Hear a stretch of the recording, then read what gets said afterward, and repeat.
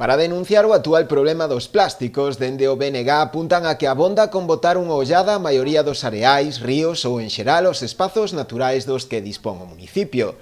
Para os nacionalistas trátase dun problema de gran calado, que provoca graves ameazas e ten consecuencias negativas nos ecosistemas naturais, na flora e na fauna, pero tamén nas persoas.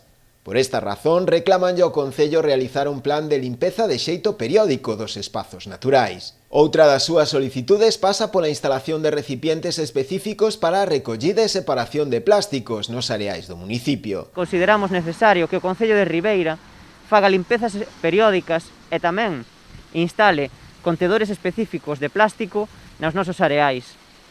Porque hai moita xente que tamén, cando paseamos polas praias e polos areais, pois tendemos a recoller eses plásticos e moitas veces non temos un lugar onde deixalos. Por último, dende o BNG piden tamén que se programen accións en colaboración cos centros escolares, co tecido asociativo e co sector pesqueiro do municipio, baseadas na sensibilización e na concienciación. Consideramos necesario facer unha campaña de sensibilización e educación ambiental, nomeadamente traballando entre o Concello e os centros educativos e tamén coas asociacións do municipio.